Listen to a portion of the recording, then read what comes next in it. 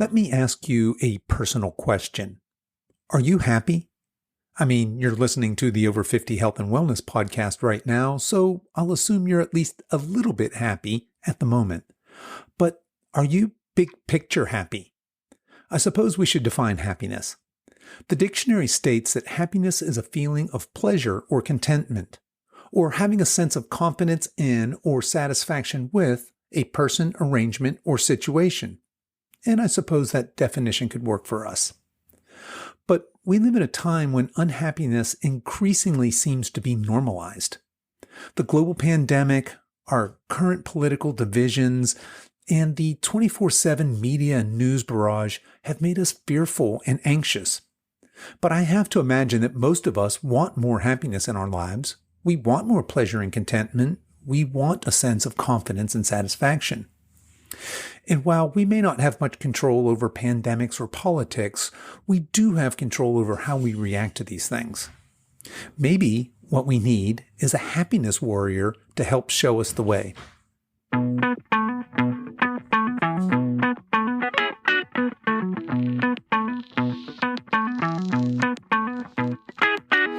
Hello and welcome to the Over 50 Health and Wellness Show.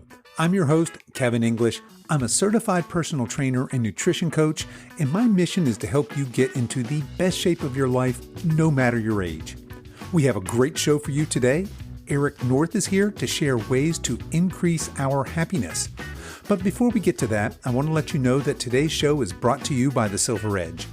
The Silver Edge is my online personal training and nutrition coaching business where I help you get off the exercise and diet hamster wheel and start making permanent, healthy lifestyle changes so that you can enjoy the second half of your life with strength and confidence and show up as the healthiest, strongest, most vital version of yourself, no matter your age.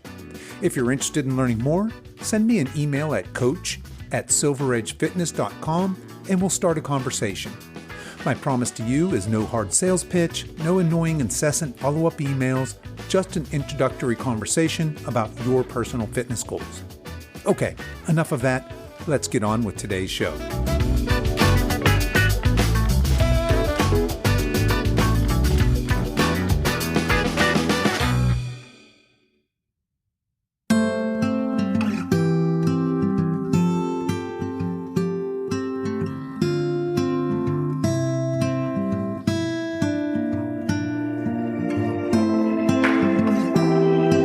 My guest today is Eric North. Eric, aka the Happiness Warrior, is on a mission to forge a new path in a changing and challenging world. He wants to change the common narrative of fear, uncertainty, and unhappiness with a message of self-love and acceptance to help lead us to living a life full of happiness. In this episode, Eric shares his personal story of becoming the Happiness Warrior and his 5 core Happiness Warrior values. I started out by asking Eric what he was like as a kid. I was too smart for my own good. I always say that. I was very aware. I was very aware of the surroundings. I used to hear everything that would go on with the adults in my life. And I wasn't as interested with kids my own age at times, too. I was more interested in the bigger world around me. And that was it's off-putting for some people. And I know it kind of made me a little harder to figure out than some kids. But I was pretty laid back. And I also knew that I was better off if I didn't attract a lot of attention to myself. So I just listened and I learned. And I taught myself to read at a very early age. And I just wanted more. I always wanted more in life. I always wanted to learn more, do more, see more. And I was the first kid in every class that was done with my test for my entire life. Okay, I'd be half an hour before anyone was even thinking I'd be done and out the door. So that's how I am. It was hard for me to conform. And it was important that I conformed. It was important that I met the expectations of the adults in my life, my parents. How they were viewed by others is very important to my parents. It's the way a lot of us were raised. It's very stifling. If you marry someone, you can't change them. If you're in a relationship, you can't go in the expectation you're going to change someone. Why would you do that with your kids? So. Yeah.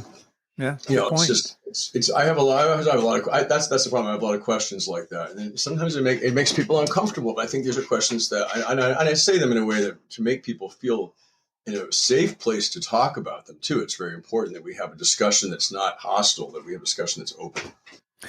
Okay. And so thanks for sharing that. And talk to us a little bit about, because you're obviously a pretty fit guy. Talk to us a little bit about activity level when you were a kid. Did you play sports? Were you physically active I then? was active in my own world mostly. I played some sports. I mean, I tried to like fit in with the other kids, and I had fun. I wasn't that lonely. I just had my own kind of inner life that I had that I just kind of kept to myself. And I just wasn't really all that connected with the team sport thing though. So I ended up doing cross country and a little bit of track in high school. And then I decided I've always enjoyed working. So I was always thinking about ways to make money and take care of myself at some point in my life. So I started working at a very young age. And my father had his own company, so I worked for his business. I got a lot of very valuable entrepreneur lessons from my father, and just kind of kept going from there. Activity levels, I love to run. I always loved to run. And when I was young, when I was in high school and junior high school, I had a German Shepherd, and we lived on the woods. We had a lot of woods around where we lived. So we would go for hours, my dog and I, on hikes in the woods just after school. And then we also lived near a bike trail, so I did a lot of long distance bike riding too. So that kind of stuff. And then when I was 16, 15, my father's crowd was kind of like, they were all sort of like hyper macho, kind of insecure kind of guys.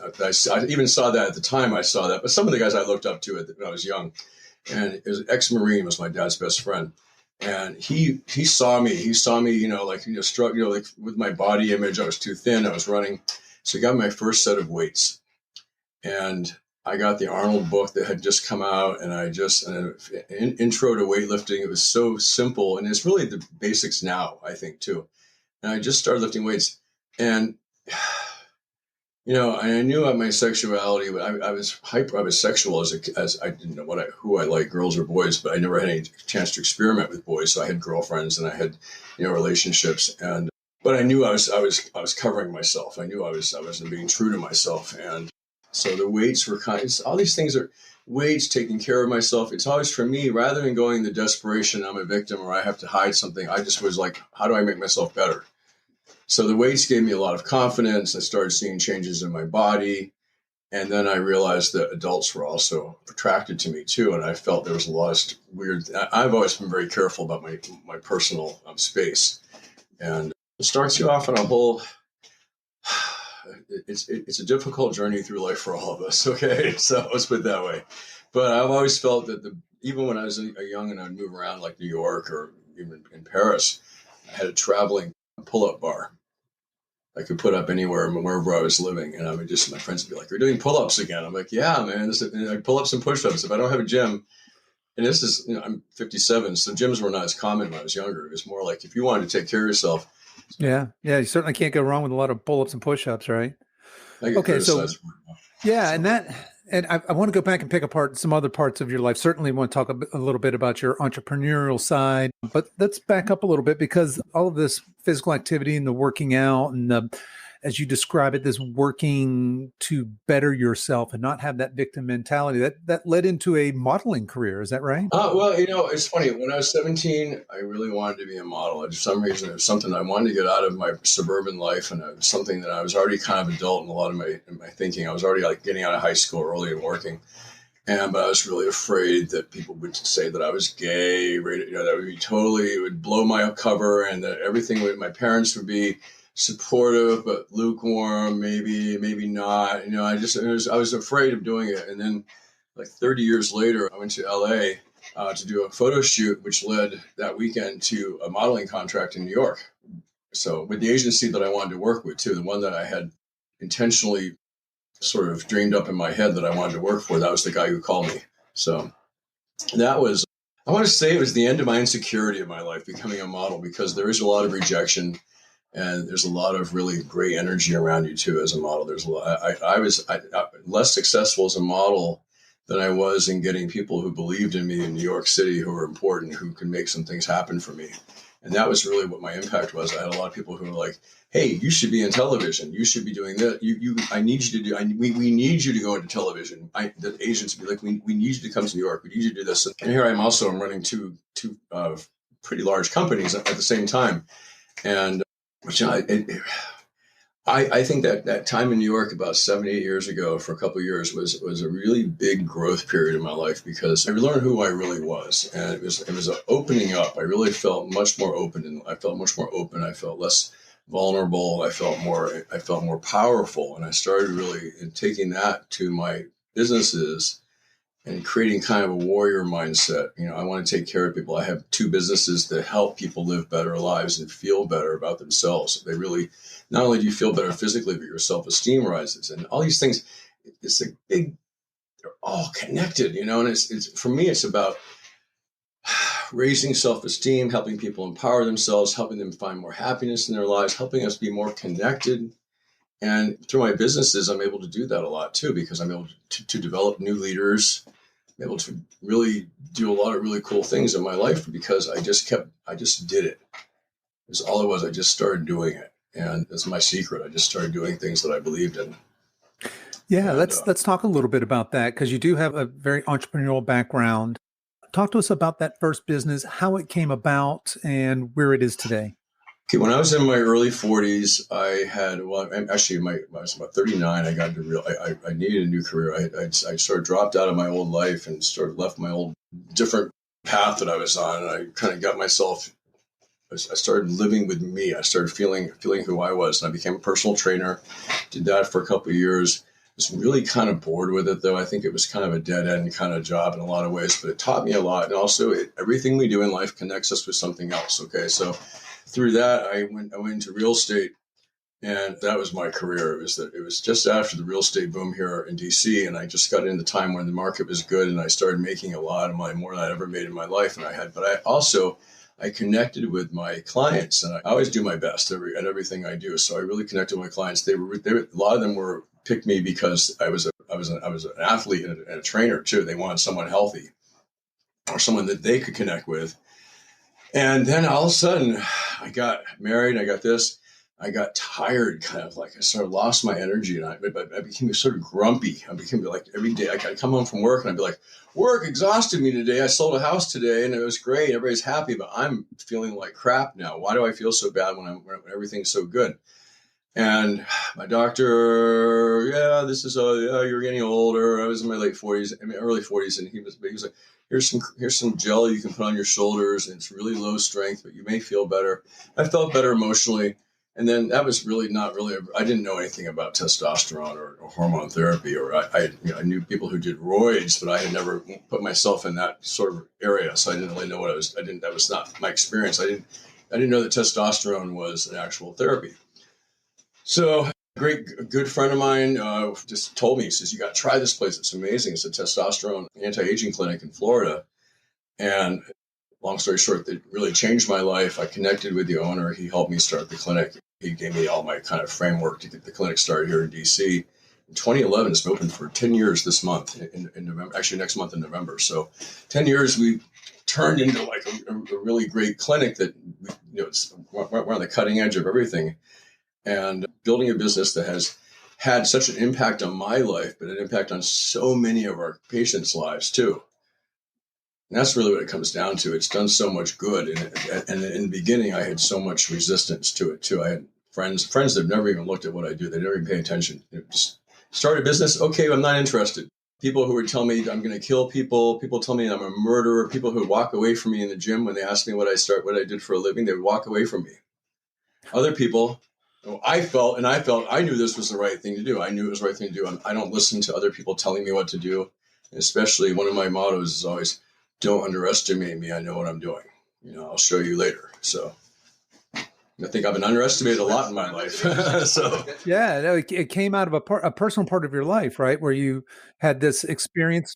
And that's not that uncommon, especially for men that are stressed out in their 40s and maybe they're not practicing great self-care. And all of a sudden they find themselves with low testosterone. And to your point, there's a whole range of treatments from really crappy to really great that one might experience.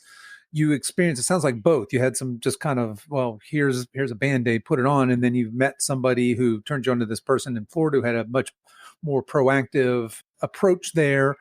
And you learned from that. You took that experience and brought it back with you and said, you know what, this has been transformative to me. I want to do this and share this with other folks. And you did. Yeah, and I'm someone who, if I see someone in need, and I don't push myself on people either. I look for that energy connection. If I see someone struggling or in need, and I know that I have a solution, I will help them. If I'm in a group and someone in the group is struggling, I'll always be there to help lift them up so that they're with the rest of the group. And that's the same thing with my business too. I really think that there are so many people out there who are misdiagnosed, mistreated. They're treated for depression. They're almost neutered with that therapy because they lose their sex drive. You lose your vibrance. I think, and you're being misdiagnosed.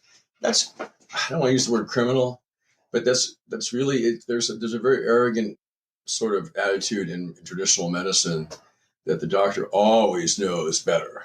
Okay. And I just had a physical a couple of weeks ago with my doctor, and I'm not going to say who he is, but he's probably 70. He's probably in his mid 60s. He's probably diabetic. He's slumpy, bad shape. And the last thing he said to me, which kind of resonated it really just kind of got me out when I was leaving, is, "You're on a massive dose of testosterone every week." And I was just looking at him drinking his Coke with sugar, okay? And I was really insulted. It was really insulting, and it was very heavy-handed. And the thing is, it was uneducated opinion, okay? And I'm at the point where there's another doctor downstairs that works just as well for me. But that's disrespectful. I think it's disrespectful to himself too, because he's leaving himself out of something. He's closed his mind. Yeah, I've had similar experiences with doctors who I'm clearly much metabolically healthier than they are. But you're a handful giving for me them. health advice, and it's an interesting thing. I mean, our healthcare, and we can go in a whole other direction with this, but our healthcare in this day and age is more. It's not a proactive. Let's make you the most optimal healthy human being we can. It's more sick care than it is health care. Sick care, it's for profit. If you look at something like there's a lot of problems there. Look at, if you have I had a little elevated prostate recently, so I looked up prostate, supplements.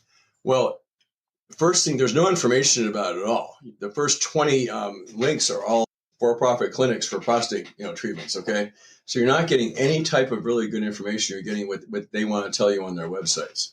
So to get down to like really good advice, you have to look really hard. It was enlightening to me. So yeah, and that's a good point. I think we need to be our own health advocate. I interviewed Dr. Ken View not too long ago. Oh, I know Ken. Yeah.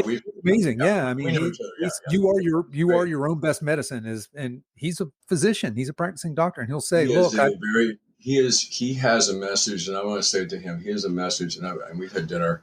He's so authentic to what he believes in, and it's beautiful. I love what he does. In a way, very similar story to yours, right? He found himself very busy, very focused on what other people thought, and very focused on his career. And he found himself all of a sudden overweight, pre-diabetic, high blood pressure. And he said, well, wait, these are my patients, not me.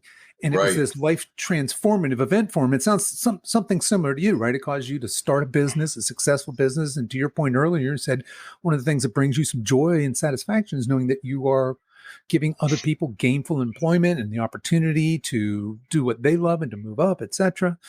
Okay, so we've got your first business. Before we talk specifically about happiness, I know that you have a second business that you started as well. Is that right? Yes, it's StretchWorks. And StretchWorks with a Z at the end, and it's stretchworks.com. We're in Washington, D.C. We have 3 locations, and what we do is I was many years ago. I was in Florida. And a friend of mine had learned this new therapy, and we showed me stretching. And then we got into it. And I got my husband into it. He was looking for like a career change. He was sort of in a place in his life he was ready to do something else. And he did a lot of different training and different types of stretch therapies. And he developed our own protocol for our company. It's pain-free. It's life-affirming. You open, stretch. When you're stretched, you open up your mind-body connection, so you have a lot more connection with really what's going on up here, what's going on here in your physical body. So you can learn a lot about yourself. But also we learn that we have a lot of imbalances, we have a lot of stress that we carry, and when you actually take the stress away with a proper stretch, you can really amazing therapeutic benefits. So people that can't walk upright, we can get them standing straight and being tall. It's mostly the hips. Mostly people have hip problems, and and have problems, and people live with so much pain. They live with so much pain, untreated pain, unnecessarily. Okay, and that creates mental pain. It creates lack of self-esteem. I can't do this anymore. I can't. We don't want to hear I can't. We want to hear I can after we get stretched. So. Right. Yeah. So there's a common theme there in both of those. You're helping people live more fulfilling, real, authentic lives, right? What we want to do is we want to feel this is empowering to yourself. This is something that's really good. You can spread this. You can help others. This is not just you're going to get healthy. We want everyone to be feeling better, everyone to be healthy. And we look at all the diseases. We look at even COVID. So much of it is when you're unhealthy, the more unhealthy your metabolism is, the more vulnerable we are. Okay, the more extra weight we carry around. It's not about the extra weight so much as it is about what we're doing to our bodies to get to the extra weight, how we're putting it on.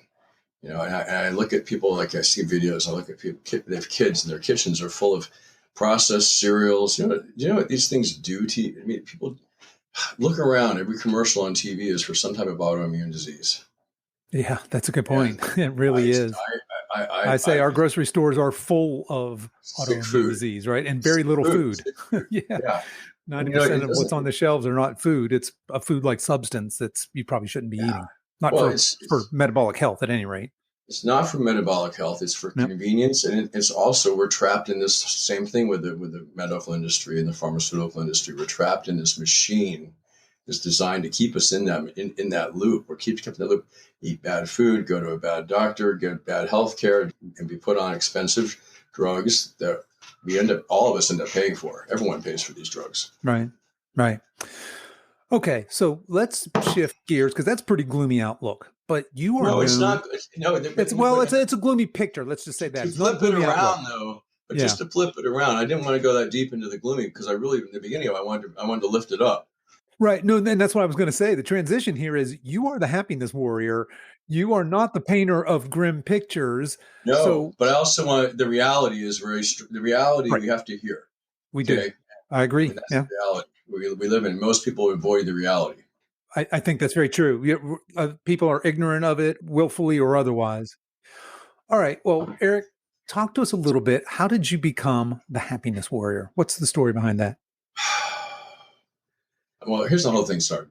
So I always want to do more in my life. I always think I could do more to make more of an impact with my life, the short life that we all have. And so I have my businesses running, and having two businesses at the same time is a difficult task to get them running. And it took a lot of years, a lot of hard work. And then I get to the point where I'm mostly just doing like the CEO work for the businesses. I'm not working in them anymore. I'm not working in the actual operations.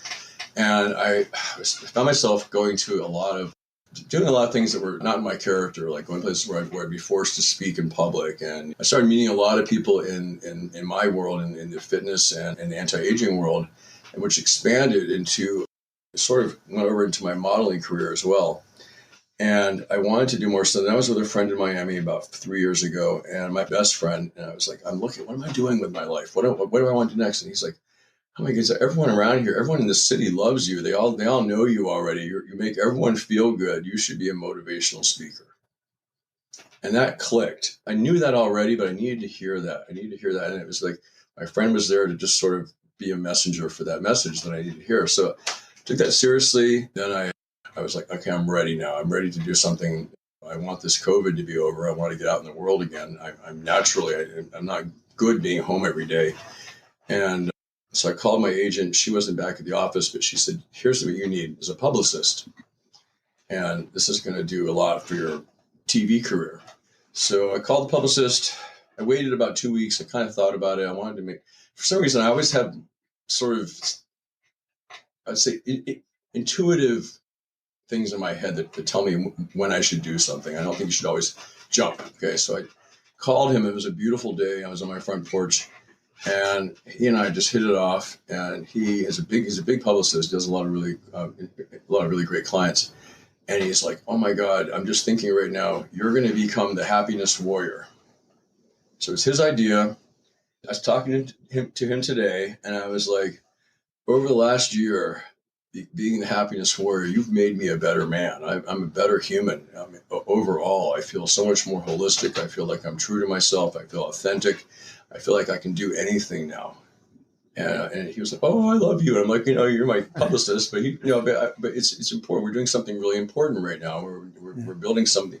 We're building the happiness warrior into something really big, and it's already happening. So It is. It's already happening. And certainly on the tail of all this COVID, and for those of you listening in the future, we're recording this in October of 2021, but we could use some happiness right now. There's been just a lot of general anxiety and depression and just uncertainty in these it's just been a crazy past couple of years in general. So for somebody to come out and not just with the message of happiness or joy, but to be the happiness warrior is, I think, kind of what we need right now. So I love that story that it was your publicist who kind of said, okay, you're the happiness warrior.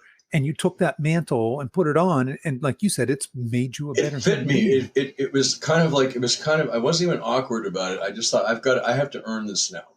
Now I have to earn this title. I'm always honored when someone believes in me. I want to perform for them too. Because I found that I have a lot of people in New York I'd met over the years, is that when I felt like, oh my God, these really incredible people believe in me now. They see me. Finally, I see people that see who I am. They see what I'm capable of. And I'm going to give them more. I'm going to give them more than they dreamed about for me too. It's really important to me. Yeah, that's fantastic. Yeah, you've got to live up to that happiness warrior title now. Well, you do, and it's funny because you have to everywhere in life. I have to think about my words are so important. Even my thoughts.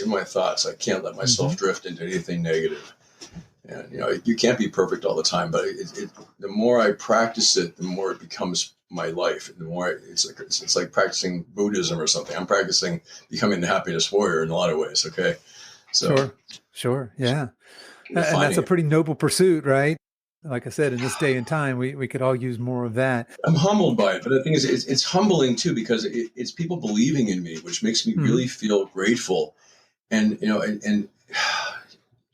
I'm at even before COVID, people recognized me in public. I would go to a hotel or somewhere, and one of the young guys would, I see your videos, and you're my hero. I'd be like, how did I get to be some young, good-looking kid's hero? And it's just, I thought, well, I've got to live up to that too. I have to make sure that my life is in alignment with my values. 100%. And I think we're probably going to pick that apart in a little bit. But before we get there, let's back up and define happiness. What is happiness? Well, I think I believe that happiness is a sense of inner peace and feeling of the sense of self-mastery. We're able to move through life and enjoy life, to how it unfolds. And when you have this sort of inner happiness, I don't need someone telling me anything to puff me up or anything like that. I need someone who I feel like I'm in alignment with. I feel like I connect with their energy. I want energy that lifts me up too. So happiness is, I'm happy when I'm around a lot of people just with great energy. I always look for my friends, in friendships with me. I have just a few really close friends. But I have a lot of people that I work with or create with, or I have a drink with once in a while, that are happy, creative, they have inner strength and inner beauty, and they're not afraid to and I think the thing is, they don't live in fear. Okay, and living in fear is a really horrible thing, and it takes so many people down. Yeah, and I heard you in one of your videos, you talk about unhappiness being increasingly normalized. And I've never heard it put that way, but as soon as I heard that, that resonated with me. I think that's true, that unhappiness is being increasingly normalized. And why do you think that is? I think it's a way to get attention. I think what it comes down to is it comes down to anything. I think addiction, all these things, it's a feeling of you're not connected. We're not connected with other people. And I think more and more so now, I don't want to be an old man with the social media and Netflix all the time, but we used to do a lot different. Our activities in the evenings were a lot different in the 1970s and 1980s, even 1990s. Okay. We'd sit around your family on a Friday night at the table and talk and have fun, and my family wasn't all kumbaya, but we had some nice evenings where my cousins would be there, and we just hang out and talk. And now I think you drift away. If you don't have that conversation, you don't have that community, you're going to drift away and you become unhappy. And then you become talking about your unhappiness because that's a way to get attention. And I've always thought, stay away from the people that bring people down. Okay. And good advice I heard a long time ago is, if you're not feeling well, you don't need to tell everyone. If you start telling everyone, you start bringing the energy down, and it spreads rather than lifting us up. It spreads it puts a lot of damper on people's lives and their experiences, even our expectations. Yeah, it does. I could certainly see that. And yeah, I think that to your point, obviously we're the same age, and growing up, it was a much different social dynamic. If you were told to go out and play, that's just what you did. Yeah. We didn't have the electronic distractions. And nowadays it's not uncommon to see a family out to dinner and all of them are heads down in their phones. And that certainly can't help us on our path for happiness. So I know that part of your mission though, is to increase and spread happiness. And you've talked about finding happiness and making that a part of your natural state. And you have these 5 core happiness warrior values. Yeah. And I thought it'd be fun just to go through each of these and briefly give us your thoughts on these. So your very first one is take care of your body as if your life depends on it. Talk to us a little bit about that. Okay, I always imagine myself as some sort of superhero. This is how I think of my life. And I'm writing a novel right now where it's sort of like that too. But I always imagine, okay, you're getting chased by some bad guys, and you have to jump over a roof, and you slip, and you're only holding yourself up by the ledge. Okay, if you're in really bad shape, you're not going to last on that ledge for very long, and you're going to fall. And if you're in good shape, you're going to be able to pull yourself up and keep on going and save your life. And that's kind of how I feel about COVID and things like that. You've got to do what you can to put yourself in a position to be more protected and be able to rise above whatever's happening to you. So being healthy, being fit, we only have one body. We wake up every morning in this beautiful body. We need to take care of it. It's like I tell the guys when they come to the clinic, I'm like, how much money do you spend on your car every month? How much money can you spend? You can spend less money on your body and get so much much bigger return on your investment. So. Yeah, and I love that that's your first one. Obviously, I'm a big proponent of taking care of your body as if your life depends on it. And now more than ever. So certainly now more than ever. Absolutely. But I didn't think of it in terms of bringing me happiness or joy, and clearly it does. And having your body not drag you down, but rather celebrating your body can clearly bring you into that state of happiness, or allow that state of happiness to exist without the distractions of an otherwise very unhealthy body. So clearly I could see how taking care of your body would be one of those values. Your second one is consciously provide value in all actions. What do you mean by that? I have mentors in my life, mentors that come and go in my life. They have been very important at different times. And one of them is an older, very successful man, and very wealthy, very successful, a lot of employees. And the thing that really got listening to him was, he was like, everything we do in life is a chance to create some value. We can make someone's life happier. You can make them feel better. You can build someone's self-esteem, but you can leave a better trail in life when you create value in your actions. So if you're throwing trash on the street and, cutting people off in your car, and that's what you do for an hour on your way home on your commute, you're not creating any value in that hour in your actions. Okay. Now, if you're sitting there in your car, you're driving, you're thinking about, hey, what am I going to do when I get home? How am I going to help someone? Maybe someone needs something. That's value. Even in your downtime, that's creating value because you're thinking about what you can do to make a difference. Yeah, I love that. And you alluded to that earlier as part of what makes you happy is that providing value to other people, that's that community. What are you giving as opposed to what am I getting, right? Because a lot of times when we think of happiness, it's a selfish thing. What am I getting to make me happy? And this is more of what am I giving, right? And we don't deserve happiness unless we create happiness. We have to create a place where we can be happy. It doesn't just come to you because you deserve it or you're a victim or you need something. We have to create it. We have things that we can do to put ourselves in a mindset where this is important. What else are we alive for, really, when it comes down to it? We got to have those moments when we feel happy, but we have to feel fulfilled too. And I think that's another thing. And that's the thing about creating value. as I'm 57, and I keep reading, you read things about like the shelf life of a worker is like 70 or no longer good anymore, or even 65. And how do we define that? How do we make that? And then do we have to live in that reality? I'm always very interested. You read about these, like this, and I forget her name. She's amazing. The 90 something year old artist in New York, still producing stuff, and she's working with computers. So you're always doing something to provide. Jane Goodall, I just saw a profile of her the other day. One of the most incredible humans that ever lived. She was in her 87. She says, I've got to work every day. She did 300 trips before COVID. Like she did 300 days of travel in the year before COVID. She said it was beautiful. It was beautiful. She makes me want to cry. She says, I don't have much longer to keep doing what I do. So she's going to keep providing value until the last minute. Yeah. Yeah. For what? For what? For us, for everyone. Yeah. Beautiful. All right. So your third core happiness warrior value, and this ties into what you were just, I suppose all of these tie together, but this follows nicely, is to practice self-awareness. Talk to us about how can we practice self-awareness? Self-awareness is where you really have to once in a while learn to hate yourself.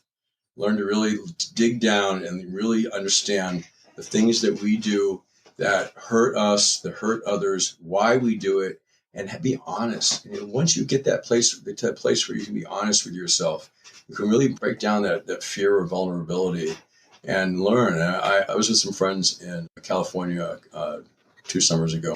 We were there to kind of like all help each other kind of develop. It was a bunch of men that I met at a seminar, and we were hiking. And then we just stopped on this beautiful site. And it's like, okay, now all of us will tell that one person something about them that'd be good if they could change. And I'm like, well, I'm fine. You can criticize me. Just don't be hateful. And my critique was that I know too much about everything all the time. And remember, all those words are important. I know too much. Eric knows too much about everything all the time. And I started to get defensive. Okay. And my friend Mark says to me, oh, you do that first thing in the morning when you wake up and the last thing before you go to bed. So don't argue with me. Okay. And I thought, well, this is good. And I laughed. I said, okay. I said, you're kind of right. You're kind of right. I do have a memory. I remember everything. I have like a file cabinet. I said, it's insecurity. And he says, yes, you'd be better off if you weren't that insecure. You know, everyone knows that you know what you're talking about. Just think about it a little bit. And that has really served me well over these last 2 years. It's served me very well because it's made me think. It made me think and take a step back, and makes me more approachable too. So I don't know everything. Yeah. That was a confession. Okay. No, probably not. Right. I know a lot. Yeah. I don't know. I love your choice of words there, because when I read practice self-awareness, it's okay, practice self-awareness. But when you think practice self-awareness, like do it till you get better. And the way you said it, sometimes, you need to dig deep and find some ugly things there sometimes. And that's an uncomfortable place to be. But I suppose that you would need to overcome that in order to have that self-awareness, right? That would come through that practice. There's a really simple solution. Forgive yourself. That's all you have to do. All we have to do is forgive ourselves and know that once we forgive ourselves, we can start the process of making sure we don't do that again. We don't have to do these things again. We don't have to be hateful to someone. We don't have to hurt someone. We can learn it. We know that we hurt someone, we don't feel good afterwards, right? I know when I've lost, I don't lose my temper, but I nowadays, as a toxic male at times, I would use that privilege and lose my temper earlier in my life at times. And God, I would feel horrible afterwards. It was never good. There was never anything good that would come out of it. And I knew that this was something that was hurting me, hurting others. I'm very powerful, strong. I can be really angry if I want to. I can be kind of frightening in some ways. I'm very intense. So I know that's not a side of me that's a side of me that is that it's not who I am. It's a side of me that it's lazy and sloppy, and only lazy and sloppy people lose their temper in public or not in public. I didn't do anything in public, but just on the phone or something. Only lazy, sloppy people do that. Okay. So that's not who I am. But you tell yourself that's not who you are. Forgive yourself for doing it. Maybe if you have to ask for forgiveness, make sure that you do and move on from that. Okay. And learn. So if you don't learn what's the point in Yeah. life, really? Yeah. But Absolutely. we're in this society where it's easy to be lazy, and we're told that we don't need to be good enough. We're told that we should do this. We're told, we should be angry. Many people are told how angry they should be, but that's someone else's. It's someone else telling you what to do. So, Mm-hmm. Yeah. All right. So moving along, your fourth happiness warrior value here is to have a ready for anything mindset. Why is that important for happiness? well, first of all, it removes fear from your life, and fear is a detriment to happiness. Fear is a barrier to many things in our lives. It's fear to growth. There's a killer of dreams. Fear is a killer of your mind. Fear kills relationships. It kills everything. So, when you're ready for anything, and then when COVID came, and my businesses were shut down all of a sudden overnight, and I didn't know what I was going to do. I didn't know anything. The one thing that I knew is that I needed to step up. I needed to be calm. I needed to be a leader. And I needed to do the best that I could. So that was my ready for anything mindset. And then I said, I need to be better. And then I said, when COVID's over, which is not over, I don't know when that was a naive thing to say, I'm going to be better physically, mentally, everything. And when I come out of this, I want to come out of this just like I'm going to retreat, get stronger, heal, come back better than ever. So I think I've done it. So. Yeah, that's great advice. One of the toughest things can be change. And when we have this change forced upon us, it's outside of our control. You've got a couple of ways you can react to that, right? You may not be able to control the circumstances, but you certainly can control your reaction to these circumstances. And developing, again, practicing maybe even that ready for anything mindset would certainly help all of us these uncertain times, I think, and Well, certainly could create that platform to build your happiness upon, right? it helps us to have a little more control in our lives. And we don't have a lot of control. There's a lot of things we don't have control over. But the one thing you can be in control of is yourself. Yeah. And by pulling yourself together and saying, I'm ready for anything, you can be ready for anything. Bad things happen. But if we had that attitude too, we're putting into motion a sort of quantum physics where we're creating the reality that we desire. So my reality is I don't want to ever be stressed out by all the things that hit me every day. I want to go to sleep at night. I get a lot of things that hit me every day. I got to face them head on. As a business owner, personal things, everything. So yeah. Okay. And I suppose also before we move on from that, I suppose the ready for anything mindset goes both ways in terms of negative and positive, right? You need to be prepared for crazy negative things that come into your life, but it also helps for you to be prepared for positive things that come in your life so that you can step into these new challenges and these new opportunities when they present themselves.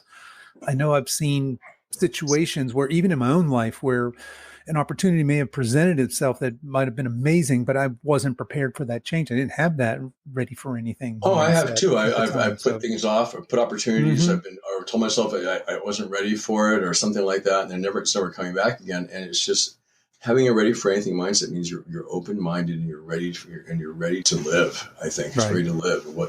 What's life about? So. All right. Your fifth and final core happiness warrior value is seek clarity and remove self-created obstacles. Talk to us about this one. Well, goes back to a little bit of self-awareness, but it means to seek clarity in your surroundings too. I think we don't always look at the big picture. We tend to see, okay, there's a problem. We only think of one solution. The other ones seem too hard, or we don't want to even dream about something else that might really work. So we get ourselves in a place where I think we need to notice more, notice our surroundings. I try to spend time in the woods as much as possible. I ride my bike. And I've noticed that when I'm much more mindful about my surroundings, that I really feel it better. I get more out of it. I appreciate more beauty too, and I get happier because I see beautiful things in a clear pit. I see them. They're very. I remember when I was younger, I went to Europe, and I was like young. I was 18. I was backpacking, and I think, wow, if I had seen it now, the way I think now. I took everything sort of just for granted. In some ways it was like this big dream of my trip, but I think about, boy, now I really relish it more, and I see things differently at this age. Yeah. And that's one of the wonderful things of maturing, let's say, being 50 plus, you have this wisdom and this this experience, these life experiences to pull on and evaluate things from that usually younger people don't have that. And so, yeah, seeking that clarity, your place in the bigger picture. And I love that you talk about self-created obstacles. I have certainly put a few of those in my own life. Yes, Put those in my way and just let's see how difficult I can possibly make this for myself. And, looking back at it now, I can see that clearly. And hopefully, though, I've learned from that and I can not make those similar mistakes here moving forward. I think it's about living in we talk so much and we hear so much. You need to live in the present. Living in the present is going to solve all of your problems and you're going to everything. And it really is sort of true, but we have to realize living in the present is really living in the present. And it's realizing that what we think is going to happen 2 days from now or even 2 hours from now is probably not what's going to happen. And if we take this and take it a little step further, and my husband he lost his keys today and they were actually on his bike when he came out of the gym. And he said he went to the gym and he was like, I know the keys will be fine. I'm going to finish my workout. Everything will be fine. And the keys are on the bike. And I said, that's a serendipity. He goes, I knew it would be okay. And I said, well, that's a serendipitous mindset, is that no matter what happens, everything's going to be all right. And that's kind of like ready for anything mindset. That's clarity. That's self-awareness. That's just you not living in fear. So everything is sort of connected. I mean, I'm not talking about anything that's like rocket science here. Okay, it's just I like to put these concepts in a way that is easy to relate to. Anybody can take what I say and use it in their own life and make it better. And you do it better than I do. It's always a chance someone can do it better. Now is the time for it, right? People need to grab this message and run for it. So speaking of putting these things into practice, the holidays are coming up. And for many people, this can be an emotional time of year. Do you have any tips for cultivating and maintaining happiness in this season? I mean, this should be a time when we're going to celebrate, being thankful to be together, to celebrate family, to celebrate giving, etc. But for a lot of people, let's face it, it's stressful. What tips do you have for us to, other than, obviously maintaining these 5 happiness warrior values? First thing is realize that your happiness is self-created. It's not created by other people. The fear of missing out is a fear. Okay, you're not necessarily missing out. And being able to say no sometimes too, I think a lot of us live in this fear of saying no, or maybe saying, I'm going to be uncomfortable and maybe I shouldn't do this tonight. And you're going to feel a lot better when you're honest and authentic to yourself. And I think that's what we feel obligated. So many obligations. I think that makes us even more depressed. And then expectations. Okay, and having expectations for other people to solve your loneliness or to solve your life or to invite you to their Christmas party that you're going to have, it may be good. It may not be, it may not be, who knows what it'd be. But we have we put too much false security on external forces. Yeah, that's beautifully said. I love the idea that we're in charge of our happiness, right? Not other people. And if we're constantly looking for that validation outside of ourselves, we're going to be in some trouble there. I think. And get a dog. What's that? Get a dog. Okay, a dog is the solution to everything, in my opinion. Yeah, I'm with you on that. Yeah, get a dog. All righty. Well, Eric, it sounds like you've got a lot of exciting things happening right now. What's next for you? What do you got lined up? What I'm doing right now is I have a publisher who's going on the next step with my book now. We went to the first stage where they were interested. Now we're going, that's this week. Today I'm not going to say the shows, but I'm writing my segment ideas for producers right now on television, on talk shows. And that's a lot of fun because I get to write. I get to help produce the show myself too, and be part of it. So writing these things right now, I'm getting ready to do CBS Sunday Morning. I have a profile for that. That's incredible. That's an incredible thing. And I wish my grandmother was still alive to see it, because that would be incredible. That would make me happy. Next year, I'm going to be on a lot of shows coming up. And I'm actually in the running maybe for something kind of permanent coming up too. So that's really what it is, an actual cast member on a kind of there's a lot of really cool. I don't want to talk about it too much, but there's a lot of really amazing things happening. But what it really does, I have my times when I meditate and I talk about this to myself, and I say, it's really about, I think of Jane Goodall. I have so much that I want to do with my life. Every minute is important. Every day is something that I'm moving forward. And I want to change the world. I want to do something good always. I want to leave I don't care about my being remembered so much as that I know that in my heart that I did my best, and I left a good footprint on this planet. That is It's all fantastic. simple stuff. It's all I care about, really. It's fun too. It's fun. I love meeting all these people. I'm loving the fact that celebrities know who I am now. The people that I think are really good people. That's another thing too. I'm not into celebrities that are just because they're famous, but the people that I know that I'm working with are all people that are the focus of their life is doing good. So yeah, exciting stuff. Part of that to me is just mind blowing and humbling, and it's exciting. It's exciting. And I know 100%. I can help people, and so. Well, Eric, how can people connect with you and follow along on all this exciting stuff that's getting ready to happen here? Everyone, really, the most incredible way to get to kind of know what I'm doing and follow my videos and things is my Instagram, The Happiness Warrior 1. That's really, it's pretty good. And my Facebook I'm on there too, but really my Instagram and my website is also The Happiness Warrior 1.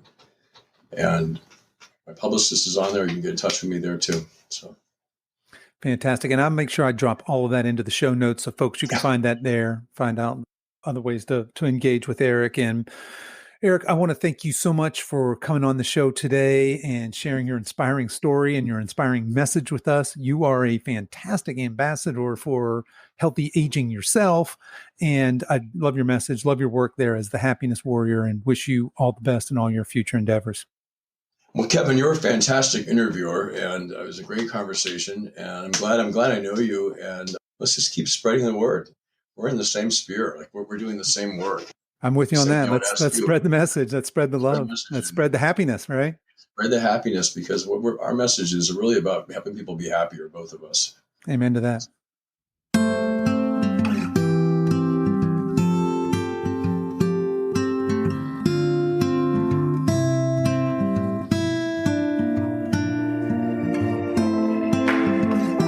Okay, folks, that's our show for this week. I hope you enjoyed today's conversation as much as I did.